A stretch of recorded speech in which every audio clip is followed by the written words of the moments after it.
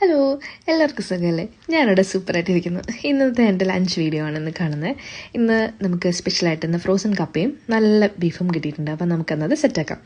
ഞാൻ ചെയ്തുകൊണ്ടിരിക്കുന്നത് എന്താണെന്ന് വെച്ച് കഴിഞ്ഞാൽ ഇതിനകത്ത് കുറേ ഉണങ്ങിയ ഇലകളൊക്കെ ഉണ്ട്. അപ്പോൾ അതൊക്കെ ഒന്ന് മാറ്റി നല്ല ഫ്രഷായിട്ട് തോന്നുന്ന ഇലകളൊക്കെ എടുത്തിട്ട് നമ്മളൊരു കുപ്പിക്കകത്താക്കി ഒരു കുപ്പിയിൽ കുറച്ച് നല്ല ഫ്രഷ് വാട്ടർ ഒഴിച്ചിട്ട് നമ്മളത് ഇങ്ങനെ ഇറക്കി വെച്ച് നമ്മൾ നേരെ ഫ്രിഡ്ജിലേക്ക് വെക്കുകയാണെങ്കിൽ നല്ലതായിട്ട് കുറച്ച് നാൾ പിന്നെ ഒരു 2 വീക്സ് എങ്കിലും അത് നമുക്ക് സേവ് ചെയ്യാൻ പറ്റും.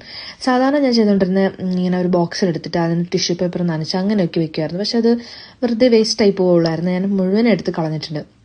അപ്പം ഈ ഐഡിയ എൻ്റെ ഫ്രണ്ട് എനിക്ക് പറഞ്ഞു തന്നതാണ്. അതെന്തായാലും വർക്കൗട്ടായി.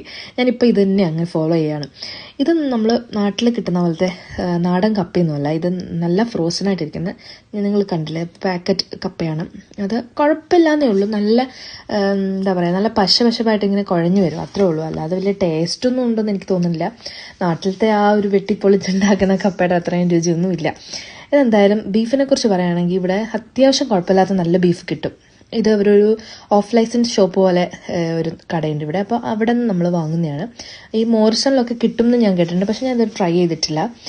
ഇത് അങ്ങനെ വാങ്ങിയ ബീഫാണ്. അപ്പം നല്ല ഫ്രഷായിട്ട് തന്നെ അവർ കട്ട് ചെയ്ത്, ഫ്രോസണൊന്നുമല്ല, ഫ്രഷായിട്ട് തന്നെ കട്ട് ചെയ്ത് വാങ്ങുന്ന ബീഫ്. ആ ബീഫ് എന്ന് പറഞ്ഞാൽ നമ്മൾ ഇവിടെ കൊണ്ടുവന്ന് അപ്പം തന്നെ ഉണ്ടാക്കുകയാണെങ്കിൽ ആ ഒരു നല്ല ടേസ്റ്റ് അല്ലെങ്കിൽ ഒരു തനതായ ഒരു ടേസ്റ്റ് നമുക്ക് ഫീൽ ചെയ്യാൻ പറ്റും. പക്ഷെ നമ്മളത് ഫ്രിഡ്ജിൽ വെച്ചിട്ട് പിറ്റേ ദിവസത്തേക്ക് വെക്കാനാണെങ്കിൽ നടക്കത്തില്ല. അപ്പം ഇത് ഇത്രയേ ഉള്ളൂ.